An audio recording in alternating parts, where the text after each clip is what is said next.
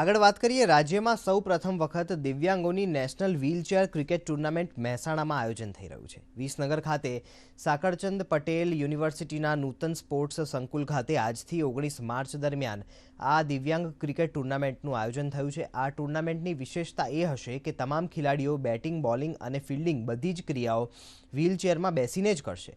ગુજરાત, રાજસ્થાન, મહારાષ્ટ્ર, કર્ણાટક, છત્તીસગઢ, તમિલનાડુ, મધ્યપ્રદેશ અને ઉત્તર પ્રદેશની ટીમો આ ટુર્નામેન્ટમાં ભાગ લઈ રહી છે. ટુર્નામેન્ટની વિશેષતા એ હશે કે તમામ ખેલાડીઓ બેટિંગ, બોલિંગ અને ફિલ્ડિંગ બધી જ ક્રિયાઓ વ્હીલચેરમાં બેસીને કરશે.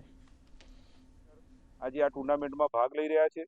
6 દિવસ ચાલનારી આ ટુર્નામેન્ટની અંદર અલગ અલગ મેચ દ્વારા છેલ્લે વિનર ટીમને અહીંયા ટ્રોફી એનાયત કરવામાં આવશે. ત્યારે આ ટુર્નામેન્ટથી તેઓ પોતે પણ આત્મસન્માન પ્રાપ્ત કરશે અને દિવ્યાંગ ભાઈઓ જે રીતે આજે ક્રિકેટ રમી રહ્યા છે એ આહલાદક વાतावरण अंदर हमने पण एक अलग अनुभूति થઈ રહી છે. ये व्हीलचेयर क्रिकेट का टूर्नामेंट आयोजित किया आज के दिन में यहाँ के जो एमएलए है उनके शारदाबेन पटेल इनके हाथों से ये टूर्नामेंट का शुभारंभ हुआ और 8 टीम इसमें पार्टिसिपेट कर रही है और एक अलग रोमांच आपको देखने को मिलेगा.